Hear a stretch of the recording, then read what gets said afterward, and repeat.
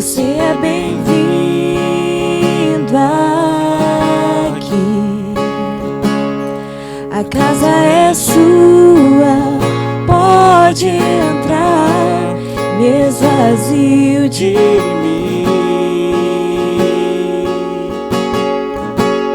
me esvazio de mim.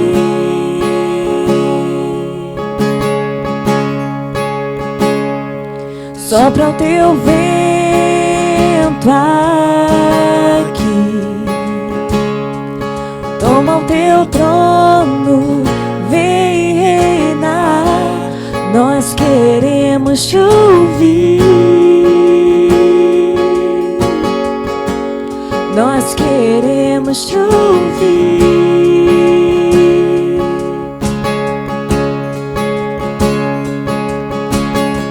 Essa casa é sua casa, nós deixamos ela pra você, Jesus. Essa casa é sua casa, nós deixamos ela pra você, Jesus. Essa casa é sua casa, nós deixamos ela pra você, Jesus. Essa casa é sua casa, nós deixamos ela pra você, Jesus. Apareça, que o teu nome cresça, enche este lugar, enche este lugar. Apareça, que o teu nome cresça, vem me incendiar, vem me incendiar. Oh, apareça, que o teu nome cresça, enche este lugar, enche este lugar. Apareça, que o teu nome cresça, vem me incendiar, vem me incendiar. Oh, essa casa é sua casa, nós deixamos ela pra você, Jesus. Essa casa é sua casa, nós deixamos ela pra você.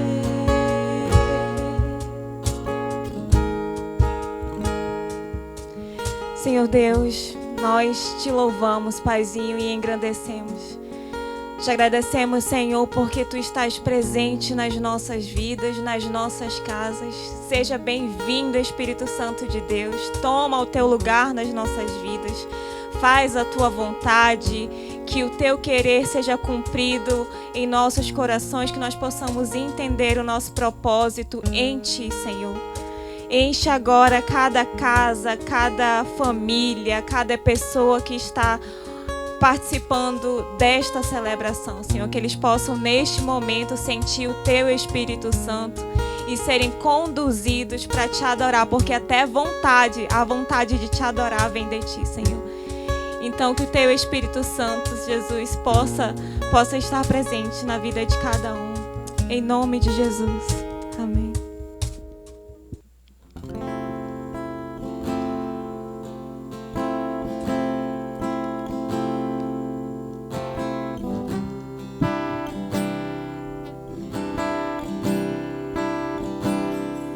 Nós temos um lugar, igreja, um lugar onde não tem orgulho, não tem preocupação, não tem dificuldade que nos alcance. E esse lugar é no Senhor, é o descanso no Senhor, é a paz que excede todo entendimento, é a segurança no meio de tanta insegurança, de tanto caos, de tanto problema.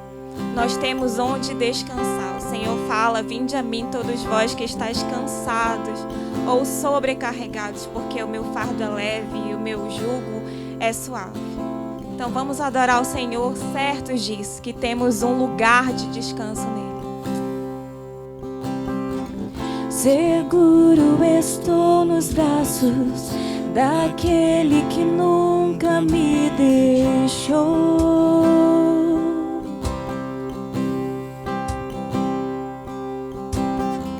Seu amor perfeito sempre esteve repousando em mim. E se eu passar pelo vale, acharei conforto em teu amor, pois eu sei que és aquele que me guarda, me guarda.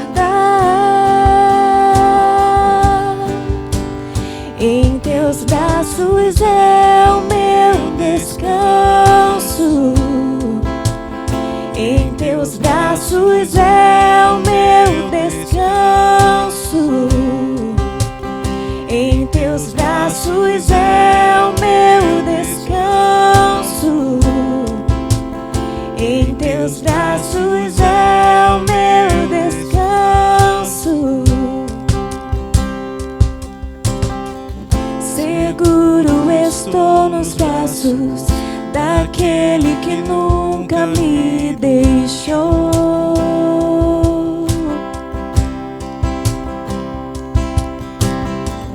Seu amor perfeito sempre esteve repousando em mim. E se eu passar pelo vale, acharei conforto em teu amor, pois eu sei que és aquele que me guarda, me guarda. Em teus braços é o meu descanso. Em teus braços é o meu descanso, meu lugar. Em teus braços é o meu descanso. Em teus braços é o meu descanso. Recaio em tua graça. Recaio de novo em tuas mãos. Recaio em tua graça. Recaio de novo em tuas mãos. Eu recaio, recaio em tua graça. Recaio de novo em tuas mãos.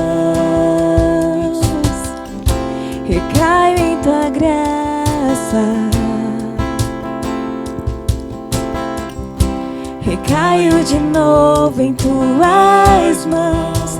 E se eu passar pelo vale, acharei conforto em teu amor, pois eu sei que és aquele que me guarda, me guarda. Em teus braços é o meu descanso. Em teus braços é o meu descanso. Em teus braços é o meu descanso. Em teus braços é o meu descanso.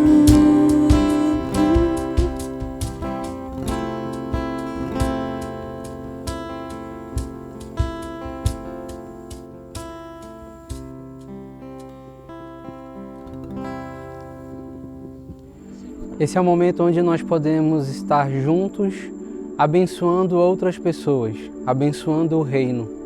Então eu quero te convidar a, nesse momento, abrir o seu Internet Bank, abrir o nosso site e contribuir. Nessa semana nós tivemos o prazer de abençoar outras pessoas. E nós abençoamos o Oasis, abençoamos o Projeto ABA. Então, nessa ajuda, a sua contribuição fez com que nós conseguíssemos doar cestas para que essas pessoas pudessem ser abençoadas. Então, pessoas como moradores do Morro da Liberdade puderam ser abençoadas através da sua contribuição. Então, eu quero te convidar a, nesse momento, ser generoso e abençoar a vida de outras pessoas. Que Deus te abençoe.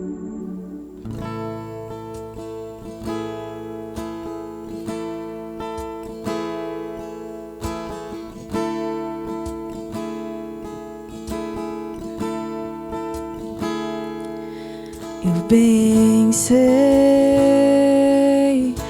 que nada pode separar-me do teu amor. Amor que com graça e bondade me encontrou. E onde for te encontrarei.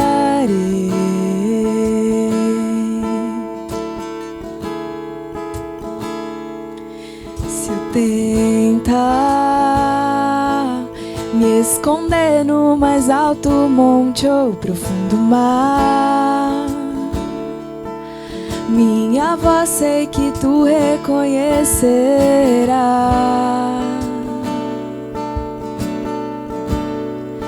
Tu me acharás.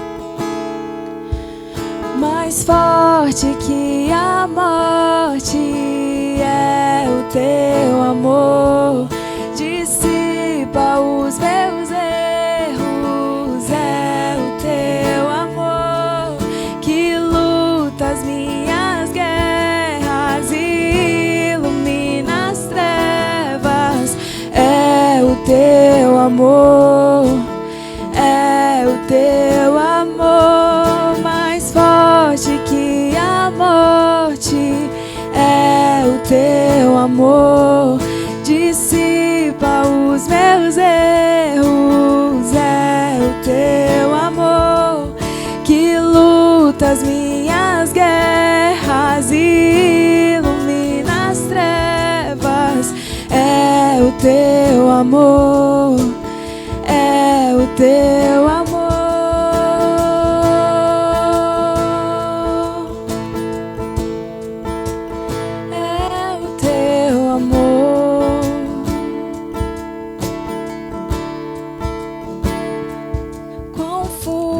Seja o vale, quão grande o gigante, quão forte a tempestade, nada me separará.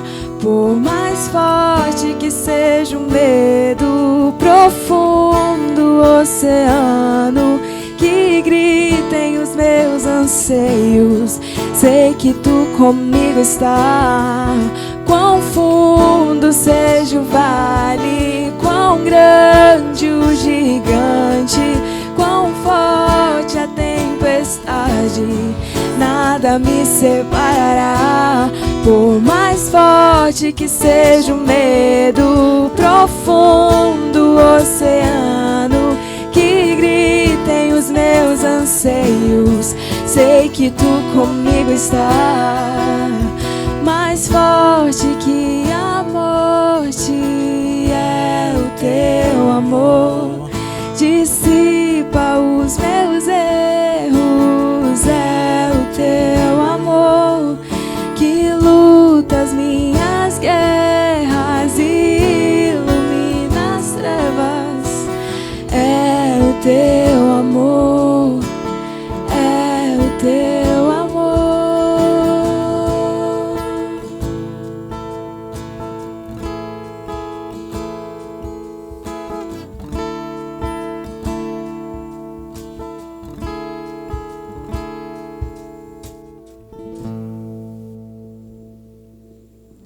Boa noite, gente. Que bom ter você com a gente nessa noite. A gente chegou no mês de julho, graças a Deus, né? Falta pouco para a gente voltar a se reunir, a ter os nossos encontros presenciais. A gente vai divulgar e a gente está fazendo um planejamento aí, até um protocolo de retorno, para que as nossas celebrações a partir de agosto sejam celebrações híbridas.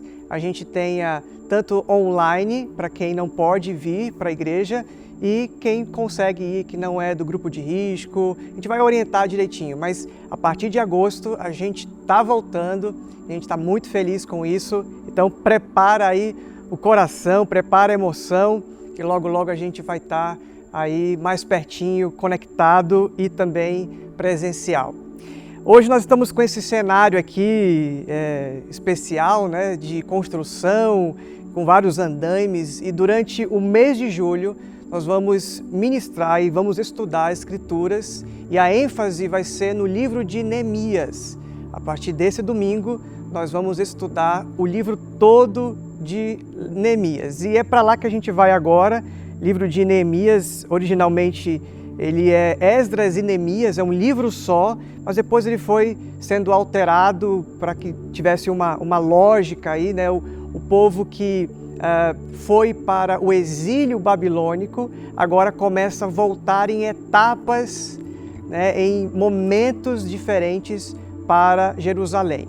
E aí, se você for ver o livro desde Esdras, ler a história toda de Esdras e Neemias, você vai ver que a primeira remessa de pessoas que saíram da Babilônia para chegar em Jerusalém foi liderada por Zorobabel. Ele reconstrói o templo, reconstrói o altar, depois vem o Esdras, reconstrói também emocionalmente ou espiritualmente o altar.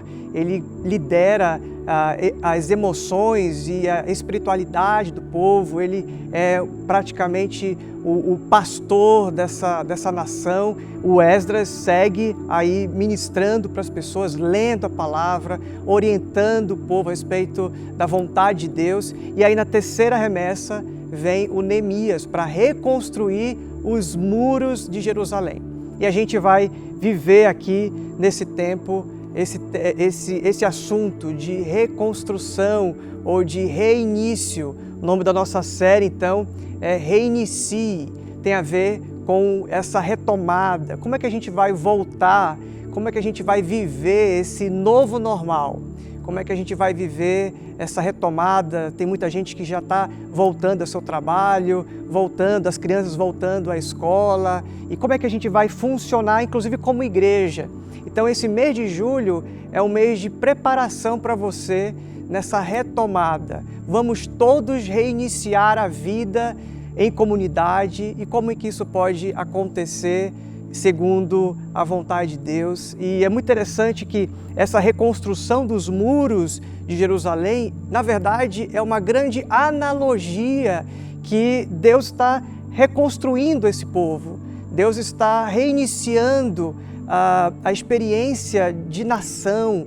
Eles já tinham se espalhado a uma dispersão, e quando Deus começa a levantar homens para liderar esse repovoamento de Jerusalém, Ele também está levando esse povo a se conectar a Deus, a buscar a Deus, a reaprender ou reiniciar a adoração em comunidade, a viver a experiência de Deus. Se você for ver alguns dos salmos, você vai ver que eles ficavam ali chorando na Babilônia, com saudade da sua terra, com saudade daquele momento que eles eram livres, no momento que eles tinham a sua nação protegida, tinham a sua bandeira, tinham os seus hinos, tinham a sua cultura, e nada disso eles tinham agora no cativeiro. E eles começam a voltar e Deus começa a trabalhar o coração deles. E eu queria ler, então vamos lá, para Neemias capítulo 1, e eu leio a partir do verso 2. Olha só comigo, Neemias capítulo 1, verso 2 em diante. Anani, um dos meus irmãos, veio me visitar com alguns homens que haviam chegado de Judá. Perguntei-lhe a respeito dos judeus que haviam regressado do cativeiro e da situação em Jerusalém. Eles responderam: as coisas não vão bem para os que regressaram à província de Judá. Eles estão passando por dificuldades e humilhações.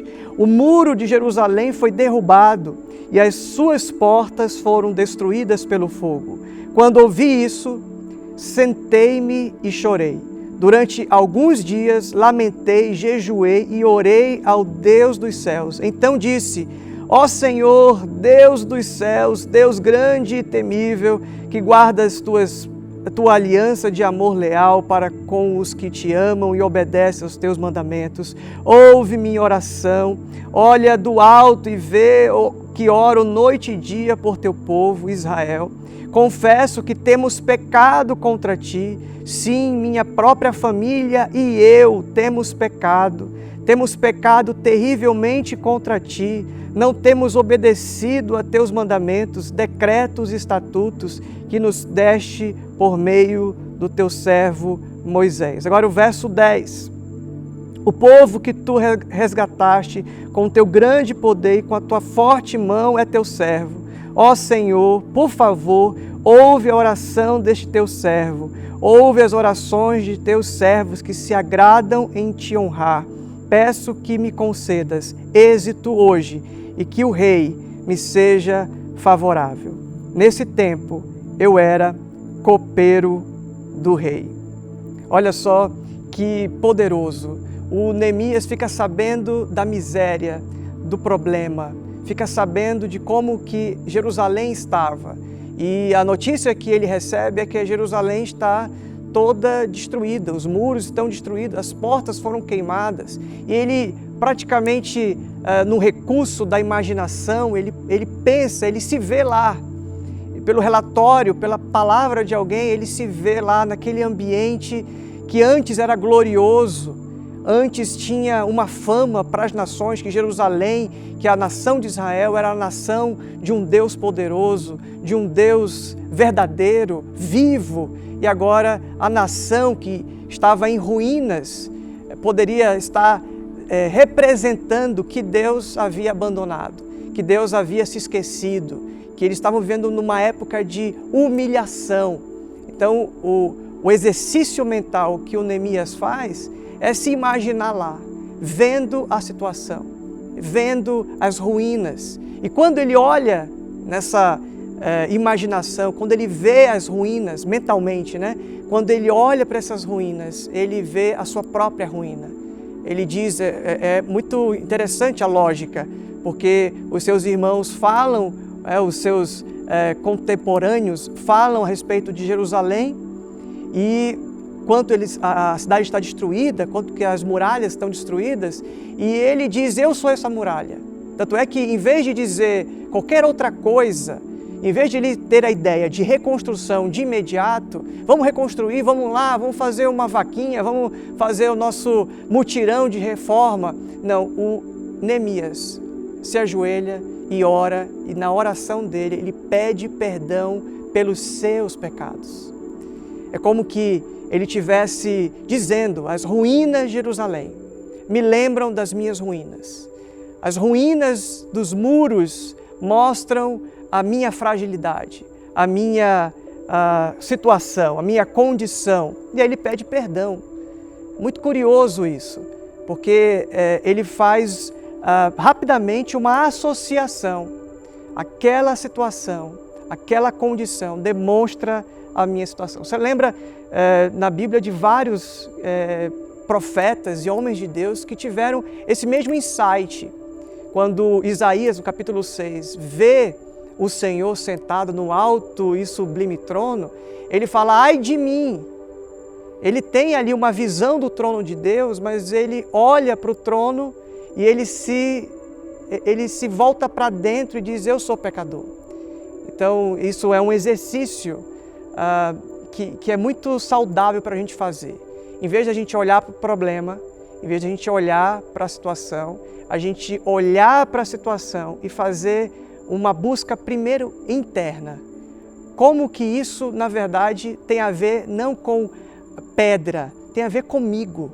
Quanto que eu estou arruinado, quanto que eu estou quebrado, quanto que aquelas pedras lá no chão são os caquinhos, são os meus pecados. É muito poderoso a gente pensar nisso, porque o Neemias é um sinal, é um modelo de quebrantamento que a gente deve imitar.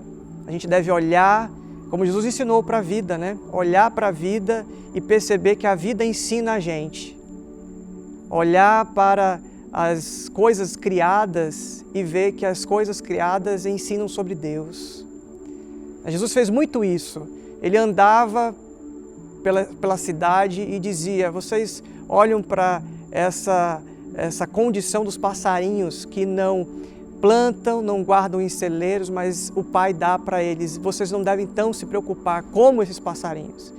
Jesus passa por uma videira, ele fala: eu sou a videira verdadeira. Jesus está com os discípulos à mesa, ele pega o pão, parte o pão e fala: eu sou o pão da vida. Ele está ali olhando para uma cerimônia de purificação e fala: eu sou a água. Quem beber de mim nunca mais terá sede. Ele olha para a mulher samaritana que está no poço, né, por exemplo, e fala: se você beber dessa água, você vai ter sede outra vez. Então, é muito poderoso quando a gente aprende a ver a vida com essas lentes. Olha para tudo. Eu vejo uma folha caindo e eu lembro: Deus cuida de mim. Ele sabe quando uma folha cai. Então, esse é o treino que eu quero te convidar a fazer. A olhar a vida e deixar que a vida ministre sobre você.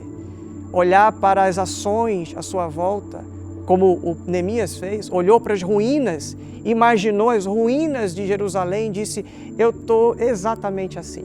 Esta é a minha condição. Eu pequei, o meu povo pecou. Isso a Bíblia chama de arrependimento. E tudo começa com arrependimento. O próprio Jesus falou isso, né? É necessário nascer de novo. O Nicodemos queria saber sobre o reino de Deus e Jesus falou: você só pode ver o reino de Deus se você nascer de novo, se você se arrepender, se você abrir a sua defesa e dizer: eu sou assim, está aqui, olha quem eu sou. Tirar as suas defesas, as suas máscaras e dizer para o Senhor, cara limpa, quem sou eu? Como é que eu me sinto diante da presença dEle, diante da palavra dEle? A história tem uma primeira reviravolta, porque o Neemias, ele se reconhece. Gente, grava isso que eu vou dizer. Sempre o avivamento acontece, sempre a revolução acontece, a reviravolta acontece quando uma pessoa se arrepende.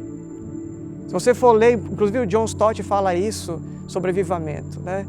Tudo começa com uma pessoa. A pessoa tem consciência da sua condição. Como ele vê as ruínas e diz: sou eu sou exatamente assim. Eu estou quebrado, eu estou em pecado, eu estou numa condição de abandono, está tudo abandonado, só está as ruínas. E aí, quando a gente se converte, a gente tem que se converter todo dia, tem que ter essa postura de arrependimento todo dia, e aí a coisa acontece. É aí que a história começa. E é muito poderoso porque 2 Coríntios capítulo 5, verso 17, diz que todo aquele que está em Cristo se tornou nova criatura, ou nova criação. A velha vida acabou e uma nova vida teve início. Uma vida velha acabou e uma vida nova teve início. Então, a revolução de Neemias começa primeiro de dentro. Há um constrangimento, há um arrependimento. As ruínas de Jerusalém simbolizam a sua própria ruína. E depois que ele se humilha, é isso que diz 2 Crônicas 7,14, se o meu povo, que se chama pelo meu nome, se humilhar e orar e se converter dos seus maus caminhos, então eu ouvirei dos céus. Olha a reviravolta. Perdoarei seus pecados e sararei a sua terra. Começa com uma pessoa. Você quer que a sua casa, você quer que o seu marido, você quer que os seus filhos, você quer que a sua esposa, você quer que alguma coisa aconteça na sua vida, a revolução começa com você. A restauração começa com você. Pague o preço, ore, se humilhe, se identifique, diga, eu é que preciso me arrepender, eu é que preciso me quebrantar. E tudo começa desse ponto. E aí as coisas velhas se acabam, as coisas velhas passam e uma nova vida tem início. E é sobre isso que eu quero falar hoje. Esse reinicie, que você recomece a sua vida. É interessante que quando os discípulos estão com Jesus, eu quero citar aqui o texto de João capítulo 6, verso 28 e 29, quando eles estão ali e eles perguntam para Jesus, Senhor, quais são as obras de Deus? Quais são as obras, já que a gente está pegando esse cenário aí de obra, né? De canteiro de obra, os discípulos perguntam, quais são as obras de Deus? E aí Jesus responde colocando não no plural, mas no singular. A obra de Deus é que conheçam aquele que o Pai enviou. Ou seja, tudo começa com conhecer a Jesus, conhecer o propósito eterno. Quero que você grave isso no seu coração. O propósito eterno, o propósito, o sentido da nossa vida é conhecer Jesus. Tudo começa com conhecer a Jesus, se arrepender e permitir que essa nova vida comece, né, e permitir que Ele te transforme. Então eu quero que você pense nisso comigo. Quando alguma coisa está travada, alguma coisa está em ruínas na sua vida, você precisa entender que Deus não está envolvido em muita coisa. Deus não tem obras. Deus não está fazendo muita coisa no mundo. Deus está fazendo só uma coisa. A obra de Deus é que conheçam aquele que o Pai enviou. Ou seja, que conheçam Jesus. Então eu e você vamos reiniciar a vida, nascer de novo, quando a gente começa a entender essa verdade. Conhece a única obra que Deus está envolvido, que é conhecer e crer em Jesus. Esse é o primeiro tijolo dessa obra. A gente começa a vida com revoluções, a gente reinicia a vida a partir desse ponto. E aí, é claro, gente, a gente não para aí, né? Não dá para a gente estacionar aí. Conhecer Jesus. A própria palavra de Deus diz que até os demônios conhecem, até os demônios sabem, têm a informação, mas crer em Jesus, se arrepender e se entregar a Jesus, é isso que vira a chave, é isso que começa um processo de transformação, é isso que começa uma nova vida. E eu quero ler um texto com vocês, um texto muito poderoso, que é Efésios capítulo 4. Abra, por favor, a sua Bíblia comigo, em Efésios capítulo 4, verso 13 a 15. Olha só o que diz a palavra de Deus. Até que todos alcancemos a unidade que é a fé e o conhecimento do Filho de Deus. Vou ler de novo. Até que todos alcancemos a unidade que a fé e o conhecimento do Filho de Deus produzem e amadureçamos, chegando à completa medida da estatura de Cristo. Então, tudo começa em conhecer o Filho de Deus. Mas a história não para aí. Eu continuo até me tornar, como diz o apóstolo Paulo aqui, a completa medida da estatura de Cristo. Verso 14. Então não seremos mais imaturos como crianças, nem levados de um lado para o outro, empurrados por qualquer vento de novos ensinos ou de novos ensinamentos. E também não seremos influenciados quando nos tentarem enganar com mentiras astutas. Verso 15. Em vez disso, falaremos a verdade em amor, tornando-nos em todos os aspectos cada vez mais parecidos com Cristo, que é a cabeça. Cada vez mais parecidos com Cristo. Esse grava na sua cabeça isso aí, grava no seu coração isso aí. Esse é o propósito eterno de Deus para a sua vida. Conhecer a Cristo e crescer, ter maturidade e se tornar cada vez mais semelhante a Cristo. E a gente descobre que, na verdade, a semelhança lá de Neemias, que essas pedras que vão ser reconstruídas do muro de Jerusalém, na verdade, elas simbolizam a reconstrução, a pedra que nós somos. É o que o Pedro fala lá em 1 Pedro capítulo 2, né?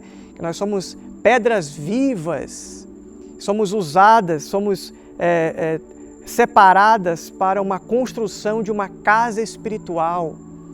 Então, aqueles muros de Jerusalém, ou o templo que havia sido reconstruído, e não tinha a mesma glória do primeiro templo feito por Salomão, mas havia uma iniciativa ali, uma tentativa de fazer um templo que simboliza a reconstrução da moral da nação, da fama de uma nação. Agora, o convite para mim e para você é que eu e você somos pedras vivas, somos usados como pedras vivas na construção de uma casa espiritual. Gálatas 4:19, uma palavra pastoral de Paulo, e ele vai nessa mesma linha, diz assim: ó meus filhos queridos, sinto como se estivesse passando outra vez pelas dores de parto por sua causa, e elas continuarão até que Cristo seja, olha isso, até que Cristo seja plenamente desenvolvido em vocês. Gálatas 4:19. É a mesma lógica. Até que Cristo seja plenamente desenvolvido em vocês. O apóstolo Paulo está dizendo, eu estou trabalhando nessa obra, né, nessa única obra. A única obra de Deus é que conheçam aquele que o Pai enviou. E a continuação, mais um tijolo, é que eu me torne essa pedra viva. Mais um tijolo, que eu chegue até a estatura de varão perfeito. Mais um tijolo, que eu seja desenvolvido plenamente e me torne cada vez mais semelhante a Jesus. Então, no Neemias, existe um antes e um depois. Neemias, ele fala, né, no finalzinho do capítulo 1, ele fala, nesse tempo eu era. Ele fala de ser copeiro, né, mas ele fala, nesse tempo eu era. É um passado. Essa semana eu assisti a entrevista do Rodolfo Abrantes no Danilo Gentili, falando sobre a sua restauração de vida, um testemunho belíssimo, aproveita depois para assistir.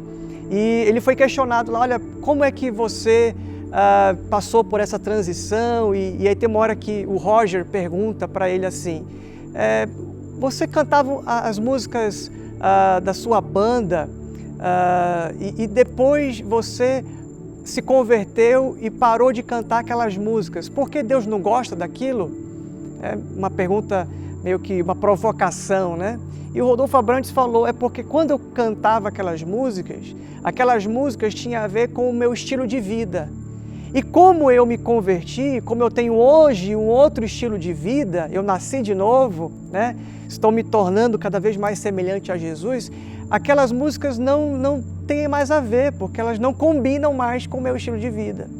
Então é exatamente isso, né? O Rodolfo e o Neemias estão dizendo a mesma coisa. Nós nos deparamos com a verdade que liberta, nós nos deparamos com Cristo, então nós evoluímos, nós deixamos as coisas de menino e nos tornamos cada vez mais maduros. Olha só o que diz o apóstolo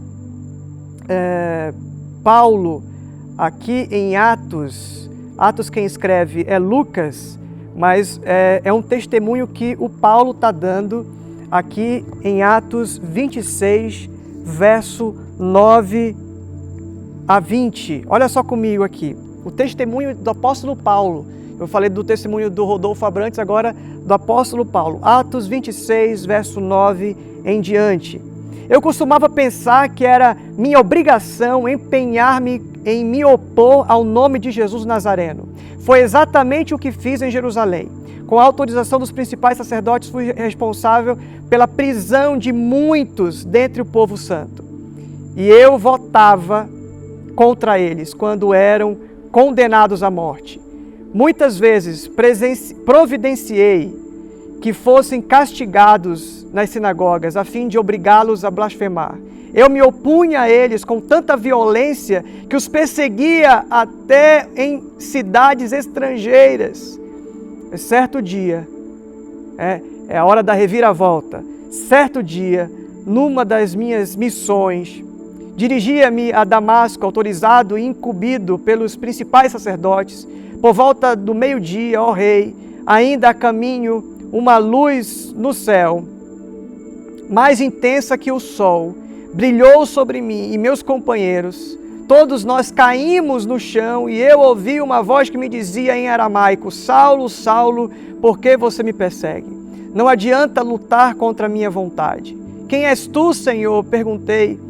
E o Senhor respondeu: Sou Jesus, a quem você persegue. Agora levante-se, pois eu apareci para nomeá-lo meu servo e minha testemunha. Conte o que viu e o que lhe mostrei no futuro. E o texto continua: eu o livrarei tanto de seu povo como dos gentios. Sim, eu os envio aos gentios para abrir os olhos deles a fim de que voltem das trevas para a luz, do poder de Satanás para Deus. Então receberão o perdão dos pecados e a herança entre o povo de Deus, separado pela fé em mim. Portanto, rei Agripa, obedeci à visão celestial, anunciei a mensagem primeiro em Damasco, depois em Jerusalém, em toda a Judéia e também aos gentios, dizendo que todos devem arrepender-se, voltar-se para Deus e mostrar por meio de suas boas obras que mudaram de rumo. É muito interessante isso aqui, quanto o Paulo também vive essa transformação, né? Vive essa reviravolta.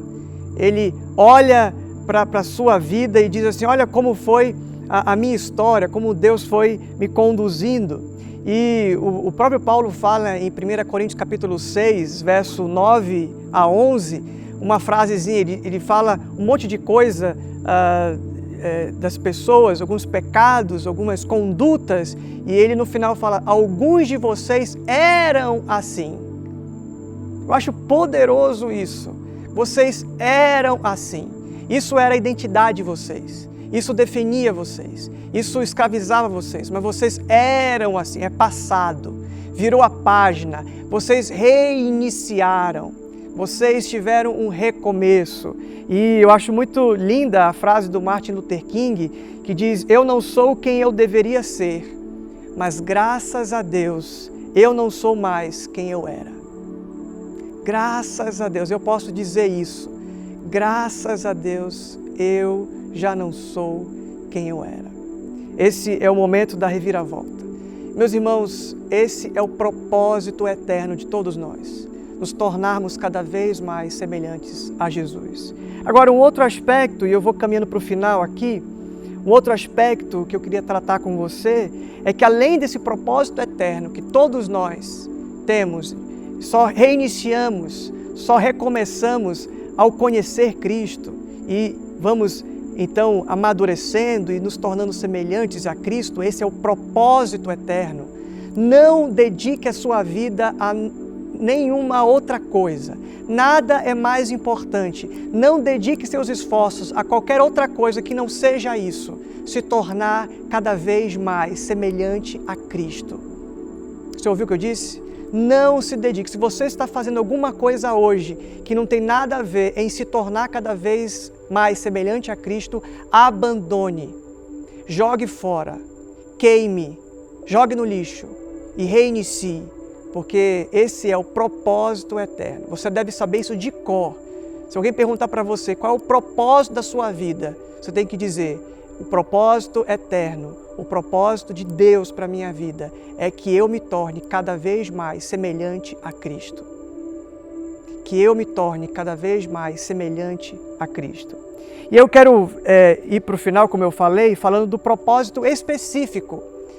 Na hora que a gente é alcançado por Cristo e entende o nosso propósito eterno de ser como Cristo, a gente também entende o nosso propósito específico, a nossa missão, o nosso direcionamento aqui na Terra. O que Deus quer de nós? Eu quero ler então agora para a gente ir para a conclusão, Neemias capítulo 2. Eu disse que a gente ia estudar o livro, né, de Neemias, e cada domingo um pouquinho do texto. Capítulo 2, verso 1 a 9. No mês de Nisan, no 20º ano do reinado do rei Artaxerxes, eu estava servindo vinho ao rei. Nunca eu tinha estado triste em sua presença. O rei me perguntou: por que está com o rosto tão triste? Por que você não parece doente? Deve estar profundamente angustiado. Fiquei com muito medo, mas respondi: que o rei viva para sempre. Como meu rosto não parecia triste. A cidade onde estão sepultados meus antepassados está em ruínas e suas portas foram destruídas pelo fogo. O que você deseja que eu faça? Perguntou o rei.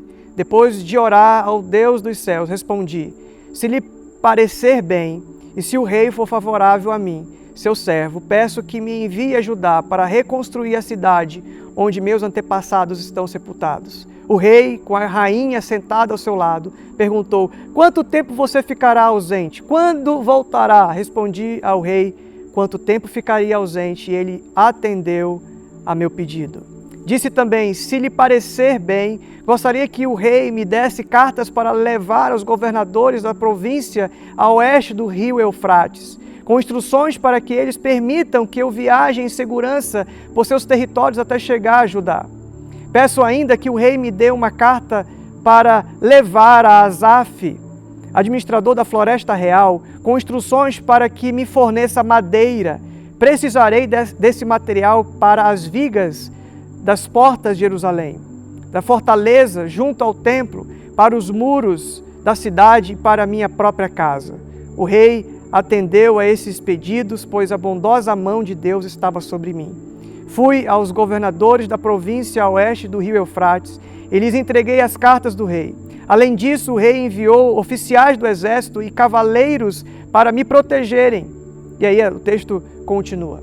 Olha só que poderoso. No primeiro capítulo, ele cai em si no Quisleu, né, que é o mês lá entre novembro e dezembro.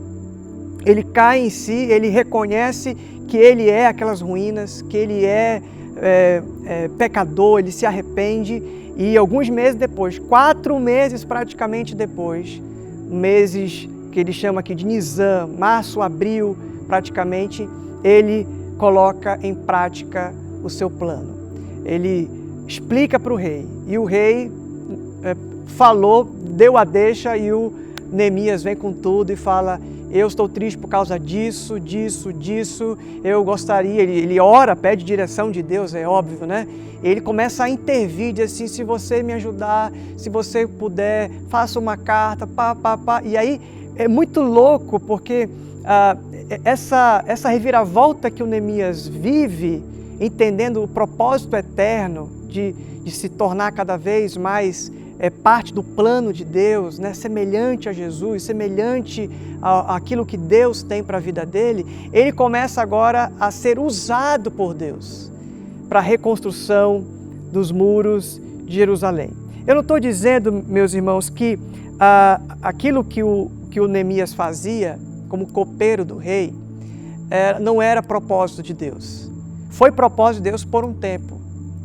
O que ele fazia era propósito do rei, sendo copeiro ou sendo um administrador, ou sendo um líder ali em Jerusalém, ou sendo um construtor, né, um empreiteiro. O propósito de Deus para Neemias específico foi alterado, porque Deus tinha outros desígnios, Deus tinha outras ideias, outros propósitos, né? Então, existe um propósito eterno, um propósito que é imutável, de nos tornarmos semelhante a Cristo, de ser aquilo que Deus espera de nós, Deus quer que nós sejamos a sua imagem e semelhança, né? Aquele retorno ao Éden, quando nós éramos a sua imagem e semelhança. Agora, esse é o momento de uma outra reviravolta, quando ele se dá conta de que não dava mais para ser copeiro do rei. Ele tinha que ser um líder, ele tinha que ser o responsável pela reconstrução de Jerusalém. E ali, naquele instante, que ele aproveita, né, ele é muito sábio, muito ligeiro, como diz lá em São Paulo, muito ligeirinho, na hora que o rei pergunta para ele, ele sai fazendo aí as suas considerações, pedindo doação, pedindo carta, e ele foi usado por Deus. A Bíblia fala isso, que Deus era com ele. Ele faz como a rainha Esté, que intercede pelo povo sem ser chamada. Ela vai e adentra a sala do trono, e o rei entende que Deus era com ela, e a reviravolta também acontece, a mudança de chave também acontece. Mas eu quero trabalhar aqui nesse finalmente sobre aquilo que representa o seu trabalho. O seu trabalho, se você é copeiro do rei, ou se você é administrador, ou se você é um professor, se você é um motorista de Uber, se você é uma dona de casa, você faz parte desse propósito específico para revelar a presença de Deus. O apóstolo Paulo fala que quer comais, quer bebais, quer façais qualquer outra coisa, façam tudo para a glória de Deus. É muito interessante porque quando a gente entende o nosso propósito eterno, a gente começa a entender que todas as coisas são sagradas. Houve um tempo que as pessoas faziam essa separação do profano e do sagrado. Então, quem trabalhava como advogado, como professor, como enfermeiro, como motorista de ônibus, não era uma coisa sagrada, era secular. E quem trabalha como pastor, como evangelista, como missionário, como cantor cristão, esses sim são os sagrados. Na verdade, quando a gente está dentro do propósito eterno de Deus, tudo que a gente faz é sagrado. Você lembra de Moisés, quando ele passa pela sarça ardente? Ele vê aquela sarça, era muito comum uma vegetação daquele tipo pegar fogo no deserto. Até que ele preste atenção na voz, preste atenção no que ele está falando, o próprio Deus se revelando ali. E o que Deus fala, a primeira coisa que Deus fala para Moisés: tira a sandália dos teus pés, porque o lugar que você pisa é sagrado. Não é que aquele lugar geográfico era sagrado. O entendimento é que todos os lugares que a gente pisa é sagrado. Tudo que a gente faz é sagrado. Quando a gente se torna alguém numa empresa que vai limpar, que vai ajudar na logística, na produção, alguém que vai encaixar uma pecinha, e esse é o trabalho, isso glorifica a Deus. Esse é o propósito específico. O apóstolo Paulo fala, olha, quando vocês forem servir aos seus senhores, aos seus patrões, façam isso como para o Senhor. Então tudo que a gente faz é para o Senhor, tudo que a gente faz é sagrado. O Tito fala lá na sua epístola que para os santos tudo é santo. Então eu queria encerrar trazendo para você, nessa nossa reflexão, que existe um propósito eterno de você se tornar cada vez mais semelhante a Jesus. Mas também existe um propósito específico. A sua vocação, a sua profissão, o seu trabalho glorifica a Deus. Seja como copeiro, seja como administrador, seja como um engenheiro, um líder, você é importante para tornar o nome de Deus conhecido. Lembra do propósito de Deus? A obra de Deus é que conheçam aquele que o Pai enviou. Quando você serve bem, quando você trabalha bem, quando você é excelente no que você faz, quando você dá o seu melhor, você aponta para Jesus, você aponta para Deus. As pessoas percebem o jeito que você lida com as suas responsabilidades, e aí, ali naquele momento, as pessoas reconhecem que Deus é com você. É o que o rei percebe Deus é com esse cara. É impressionante. Assim como o rei fala do próprio José, Deus é com esse cara. É assim que o rei fala em relação a Daniel, Deus é com esse cara. Por causa da excelência, por causa da entrega, por causa de ser como Jesus, naturalmente, isso vai ficar claro, notório para as pessoas.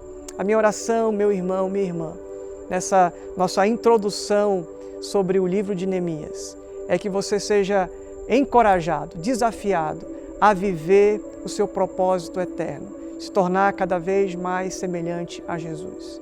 E às vezes começa com uma visualização da sua condição atual, da sua ruína. Faça esse exercício agora. Se você pudesse imaginar esse monte de pedras, de escombros, de ruínas, será que isso não tem a ver com o estado atual da sua vida? Será que não é exatamente assim que você se sente agora?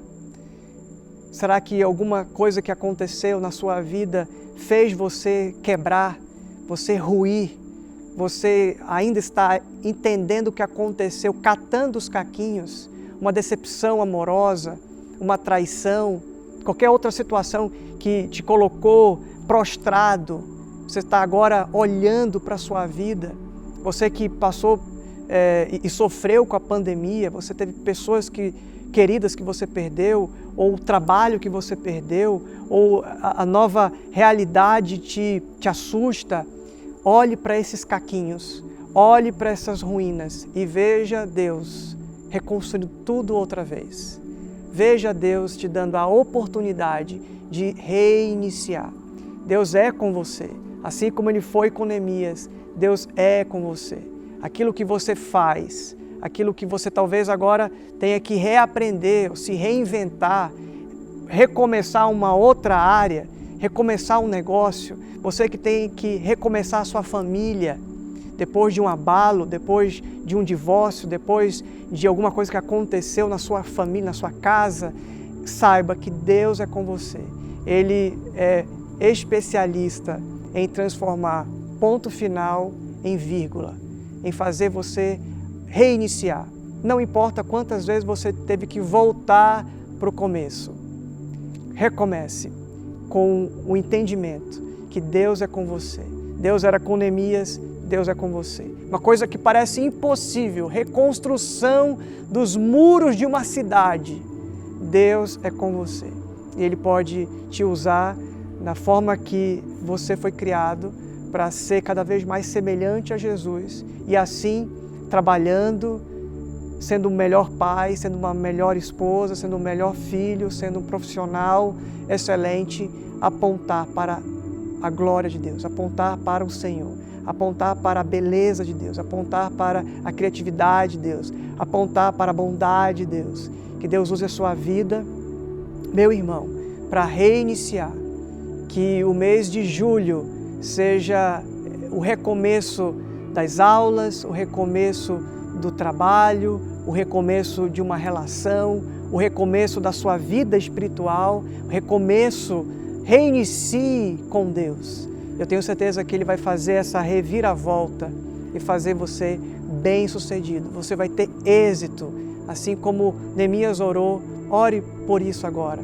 Quero que você feche seus olhos e que você ore pedindo a Deus para que Deus te dê êxito para reiniciar, êxito para recomeçar.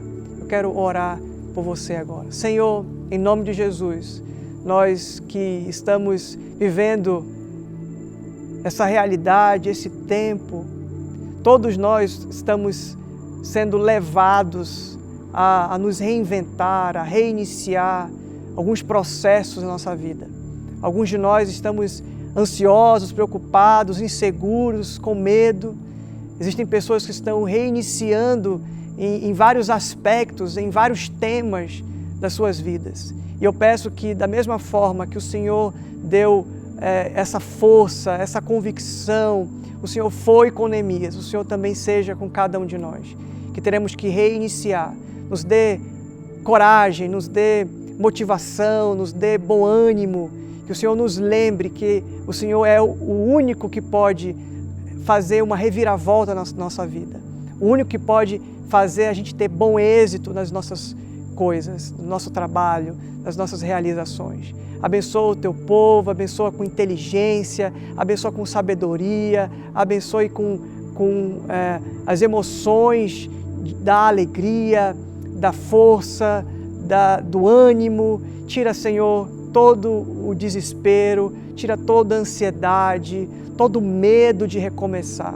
Que a gente seja revestido com essa ousadia do Teu Espírito. Que cada um dos meus irmãos, das minhas irmãs, sejam abençoados com essa palavra. Que, da mesma forma que o Senhor foi com Neemias, o Senhor também ajude meu irmão, a minha irmã, a reiniciar. Seja qual for o tamanho da muralha, seja qual for a extensão desse problema, dessa situação, o Senhor nos dê força, nos dê coragem, nos dê inteligência e nos lembre que o Senhor é com a gente. Essa é a minha oração. Gratos por Jesus, grato pela palavra, no nome dele que nós oramos. Amém, amém.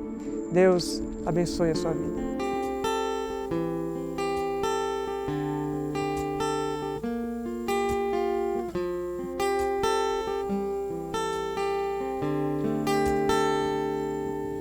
Cada vez que eu abri a minha boca, cada vez que eu olhar na direção de alguém, cada vez que passo a passo eu chegar em algum lugar, seja a tua voz, sejam teus olhos, sejam teus pés. Cada vez que eu tocar num rosto em pranto, cada vez que eu fizer o que já não se faz, cada vez que em silêncio eu doar a outra face, sejam tuas mãos, sejam tua graça e o teu amor. Eu quero te servir, eu quero te obedecer, viver tua vontade, refletir tua verdade, te honrar com a minha vida, em tudo te adorar. Mestre, amigo, amado Jesus.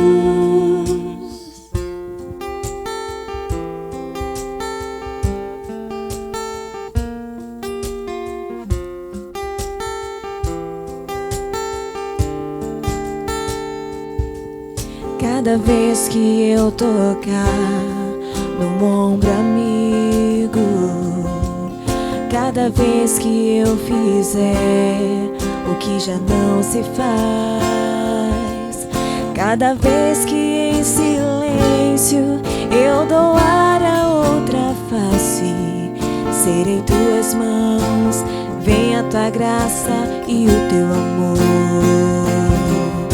Eu quero te servir, eu quero te obedecer, viver tua vontade, refletir tua verdade, te honrar com minha vida, em tudo te adorar. Mestre, amigo, amado Jesus, eu quero te servir, eu quero te obedecer, viver tua vontade, refletir tua verdade, te honrar com a minha vida, em tudo te adorar. Mestre, amigo, amado Jesus, mestre, amigo, amado Jesus. Isso é o teu querer.